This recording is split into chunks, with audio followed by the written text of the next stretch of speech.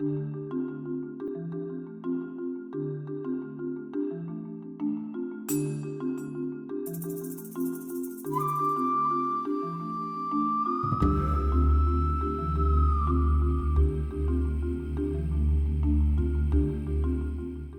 guys, it's Courtney from the Ivy League, and today I'm going to start a 3-part series on how to study for nursing school. Part 1 is going to be how to study in class and take notes and do book readings. Part 2 is going to be how to study for your tests, and Part 3 is going to be test taking tips. So let's go ahead and get started. So my number 1 tip for in class is to be visible to your teacher. And I do a few things to do that.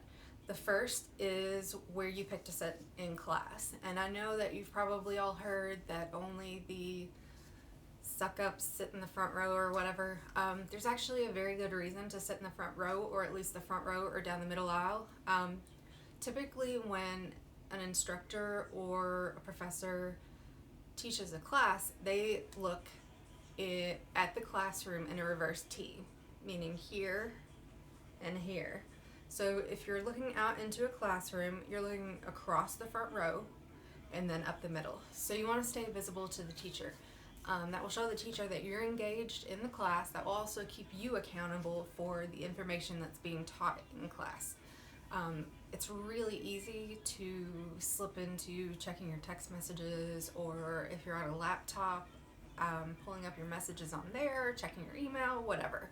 It keeps you accountable if you feel like you can't, if you need somebody to help you be accountable. The teacher is there watching you. It also looks good that you're engaged with the teacher. So my second tip would be to make any deadlines that the teacher would give you a few days earlier, especially for papers. For example, if you have a test that's due on April 24th, make it due on the week before that, on the 17th, say, and then use that extra week cushion to go over it again and double check everything and make sure it's the way you want it before you turn it in. That way you're not crammed at the last minute. So my third tip is about note taking, and it actually has some different parts to it. When I go through, and these are things that have worked for me, so if you have something different, make sure you leave it below. But when I take notes, the first thing that I do is write down all the key terms from lecture. You want to get those, you want to spell them out, you want to make sure that they're clear to you. And as you're taking notes throughout the class, you can develop your own kind of shorthand. I prefer medical shorthand. For example, instead of writing out the word with, I use the medical symbol. And I typically use medical symbols for all of my note taking because it just kind of transfers to, clinical, or once I start working in the hospital now as a PCA, it just kind of makes things really seamless. I don't have to learn something completely new or think about something in my head. It just kind of flows. I've actually caught myself writing recipes in medical shorthand, which is not helpful because I can't share them with anyone but people at work. And if my husband wanted to make it, he is completely lost. So that's one thing to watch. But it works really well for school notes because, like I said, the transferability of it, and also you make sure that you can get things written down a lot faster, so you actually end up getting all the information that you need in class, usually, unless you have a question about something. So after that, what I do is I make a rough outline of the entire presentation that the teacher's gone over that day, and I usually will do it at the end of every day. Typically, our teachers hand out PowerPoints, which I think is pretty common among nursing students. Usually, they're the ones that come with the book. They're not ones that the teacher has made, so a lot of times there'll be extra stuff that the teacher throws in, and I need to make sure that I get that in that outline as well. Otherwise, you're missing out on vital information that will probably be on your test. So I do that at the end of every day so that I stay caught up with all of the information, and it's not a mad dash at the end of the unit to, get all that information before the test.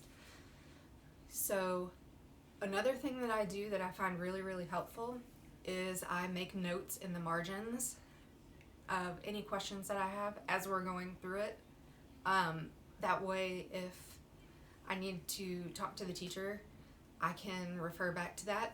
And that also lets the teacher know that you're engaged in the coursework, because you're also asking pertinent questions about the information. So it kind of, it looks good for you that you're engaged in that. So, and another thing that I have tried that may not work for everybody, but I really found it helpful last semester, is to find someone who takes a similar note style as you and trade notes with them.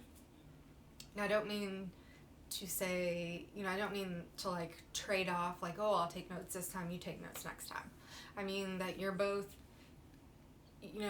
really good at taking notes, and you trade your notes to see if one person has something that you don't, or you have something that they don't. It really was beneficial for me last semester. So I found someone who had a similar note-taking style. It really worked out well for me last semester. I found someone who had a similar note-taking style, and we traded before our psych test, and she had some things that I didn't, and I had some things that she didn't. So in the end, it worked out really well, and we pretty much covered everything. There were a few things that weren't on there that we couldn't have foreseen, but we were able to cover almost everything between our notes from the two of us. Another tip that I have to increase your visibility with the teachers is to utilize those office hours. They have them for a reason, and if you go to those office hours, you can go with your questions that you've been making in your margin, and just let your teacher know again that you're engaged and you're interested and that you want to do well in the class. That's very important to them usually, and it will look very good for you. The next thing I'm going to talk about is reading the book. I know that when you first start nursing school, the amount of chapters that you have to read can seem crazy overwhelming. And, we have anywhere between 10 and 12 chapters per unit for our tests. So, you can't physically read that much unless you don't have a job or life or whatever, and things get in the way. So, I'm going to share with you some tips that I've used that have really helped me out, especially in situations where I don't have time to go back and read the information 4 or 5 times, which is usually, something that is recommended doing, reading that chapter 4 or 5 times. When you have 12 chapters, you can't read them 4 or 5 times. So I'm going to share with you a little bit of information about how I read my book, and I'm actually going to use my book for an example. I'm sitting a little bit lower now because I was sitting on it. I'm actually super short, so my first tip for reading the book is to not get highlighter happy. There's a picture that I've seen going around on Instagram about somebody. I'm actually just going to put it here because I can't even explain it. Right here. Don't do that. That's not going to help you. That's actually going to make all the information blend together, and it'll be a big old mess. So my process is to,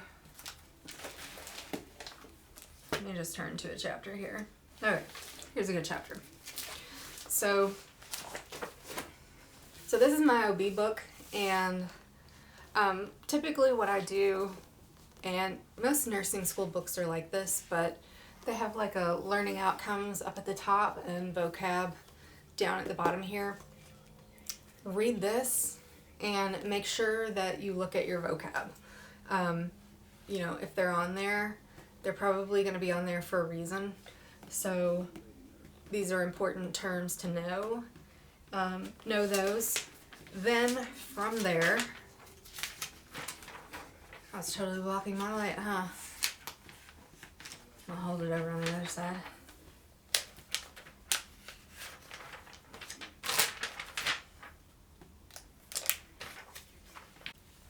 Okay, so then I flip to the back of the book. the back of each chapter. And in the back of each chapter, there is a focus your study, which is basically like a wrap up. And this one continues over 2 pages, so I think I picked a bad one, but it just breaks down all of the information that was covered throughout the chapter. Critical thinking steps here, and then gives some questions to answer down here. Do those questions. Read this part and then do those questions. If you don't read anything else, if you are so flustered and you find that you don't have time to read anything, read the end, read the focus part, the focus your studies, do the critical thinking, and do the questions. I would also go back and do the vocab because it's important. So that's what I would do if I did not have time to read. Another thing that I like to do before I read through it once is to go through and look at any tables or illustrations that are in the book. Here's a good one. So this is a picture. This is one of the illustrations from our book, and we actually have a question from our final based off this photo. So photos, tables are very important. Look at those. Look over those. And then as you're reading, I only go through and read once. I do highlight when I'm going through, and I highlight anything that I think is important that's not in the front part of the chapter or the back part of the chapter. And it's usually only something that I feel like could be made into a test question. If I read through it and I could picture the teacher, or I could think of a test question in my head, I highlight that. The only difference between this and class is that when I'm done with this, I don't transfer it to anything. I mean, I don't write it on something else. I take this book and I sit down and I type the information that I've highlighted and from the front and the back into Quizlet right away. And if you guys haven't heard of Quizlet, it is a free app. You can choose to upgrade. I have chosen to upgrade because I have a lot of lung sounds and heart sounds and rhythm strips and OB strips, fetal monitoring strips and stuff like that on mine, and I have so many pictures that I purchased the upgrade. It's really not expensive. I think it's like $7.99 a year, which is not bad. And so I put the information in on my computer because there is a website, and then I can use my phone during any free time and continue to go through those cards and track my progress. So the cool thing about Quizlet is there's a long-term information retention component to it that will help you keep track of how many times you studied during the day, and go through your flashcards in a way that they've calculated to help you with that long-term retention. I'm not quite sure how they did it, but I've been using it for a while now and it's been working, so that's what I use. It is free. Most of the time you can actually find someone in your class that you may not even know that's on there that has already put in information. You can borrow from their class or you can make your own. I don't ever borrow from anyone else's class.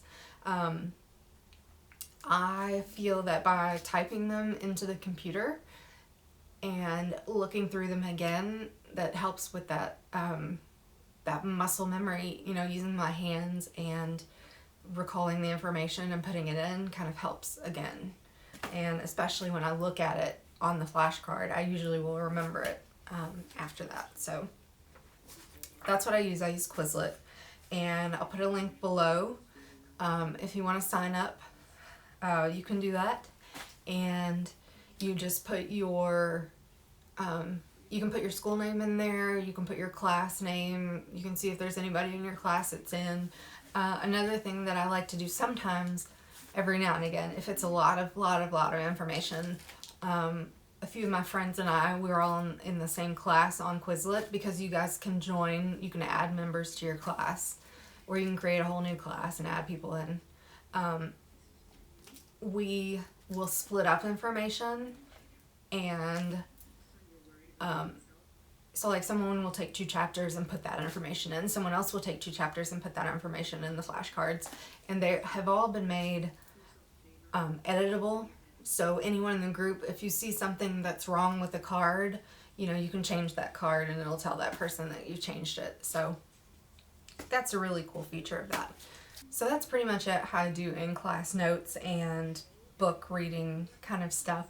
So join me next time for when I talk about preparing for tests, and then after that we'll go over test taking procedures.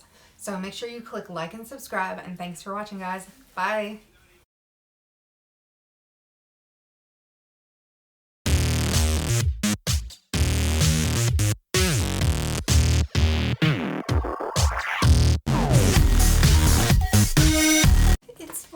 It's for free.